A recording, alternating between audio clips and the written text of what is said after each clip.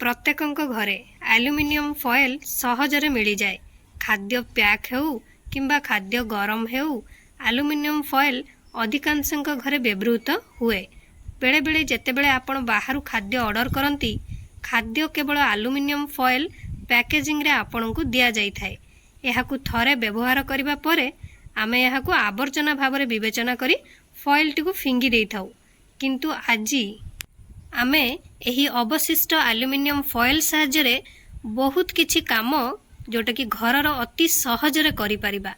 ताले चलंतु कौन कौन काम आमे एही एल्युमिनियम फॉयल साहाय्य करि परिबा से विषय रे आमे वीडियो माध्यम रो जानिबा। गुड आफ्टरनून आपन समस्त मो तरफ नमस्कार। आशा करछि आपण माने समस्त भलरे थिबे मु भी भलरे अछि। चलंतु वीडियो आरंभ करबा। किंतु वीडियो आरंभ करबा पूर्वरु जदि आपण मान के भितर केही जदि आज मो चैनल रे नुआ थांती ताहले प्लीज प्रथम चैनल को सब्सक्राइब कर दियंतु। पाखरे थिबा बेल आइकन को क्लिक करंतु जहा फल रे नुआ नुआ वीडियो रो नोटिफिकेशन आपण मान के पाखरे खूब शीघ्र पहुंची जिवो आ आपण माने मते टिके सपोर्ट करि परिबा आगु को जीवा पई। ताले चलंतु वीडियो आरंभ करबा। किंतु हाँ जो माने एते पर्यंत मते सपोर्ट करी आछंती से मानकु तो प्रथमे मोर बहुत बहुत धन्यवाद। ताले चलंतु आरंभ करबा। फास्ट रे प्रतिदिन पिंधा जाइथिबा रूपा अलंकार प्रायतः कला पड़ी जाए। सेमानंकु पॉलिश करबा पई आपण बारंबार सुनारी दुकान को जाई थांती। किंतु एल्युमिनियम फॉयल साहाय्य आपण रूपा अलंकार को चमकाई पारिबे। सेथि पई आपण माने किछि पानी प्यान रे फुटेइबे। फुटेई सारला परे आपण माने एही एल्युमिनियम फॉयल को छोट छोट खंड रे काटी नहले एक बल्ब परी गोलाकार आकृति करी सेथिरे देई पारिबे। तापरे पानी टिकु भल भाबरे फुटिबा पई छाड़िबे। पानी जेतेले फुटिबो एल्युमिनियम फॉयल सहित सेतेबेले आपण माने किछि बेकिंग सोडा सेथिरे देबे। तापरे रूपा अलंकार को सेथिरे पकेइबे। 5 मिनिट पर्यंत रूपा अलंकार को फुटेई नेबे। 5 मिनिट पर बंद करी आपण माने ताकू सफा करनेबे टूथब्रश साहाय्य। देखिबे आपणकर रूपा अलंकारटी संपूर्ण भाबरे ग्लेज करिवो। सेकेंड रे जदि आपण माने आयरन करबा पई बहुत टाइम नउछंती ताले आपण माने से समय रे एई एल्युमिनियम फॉयल को यूज करि परिबे जहा फल रे आपणकर आयरन टी शीघ्र करि परिबे। आपण माने जानिथिबे जोटा कि उच्च तापमात्रा परिचालना पई एल्युमिनियम फॉयल तयारी करा जाय जेउथि पई खाद्य दीर्घ समय पर्यंत गरम रही थाए। सेथि पई आपण माने जते बेले आयरन करूचंती पोशाक तो आपण माने पोशाक तळे एई एल्युमिनियम फॉयल को रखंतु। तापरे ता ऊपरे आपण माने आयरन टी को लगांतु जोटा कि आयरन टी को दियंतु। देखिबे किछि समय भितरे जोटा कि आपणकर आयरन हेइ जिवो।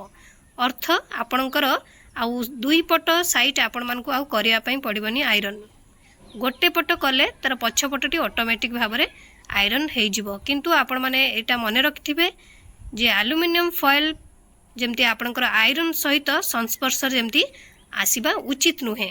आपण माने बारंबार कहूचे आपण माने पोशाक तळे एल्युमिनियम फॉयल को रखी पोशाक ऊपर आयरन टी को चलेबे जहा फल रे आपनको दुई साइड आयरन हेइ जिवो। आपण मानकु आउ करिया पई पड़िबनी। दुई साइड गोटे साइड आयरन कले तार तळ साइडटा ऑटोमेटिक भाबरे आयरन हेइ जिवो।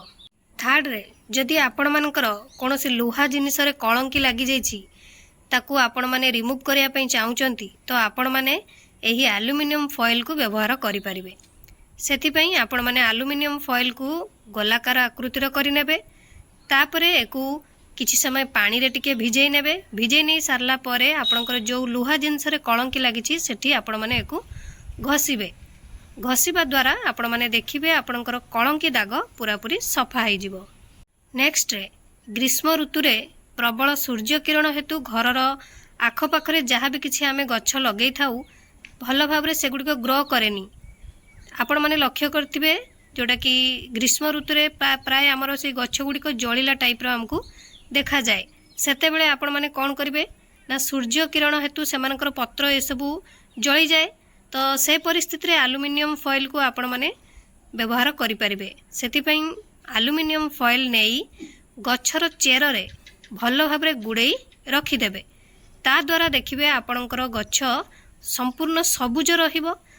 आउ जमारु भी आपणकर उद्भिद गुड़िक जळिला टाइप रो आपणको देखा जीवनी बा जळि जिबा भली आरंभ भी हबनी।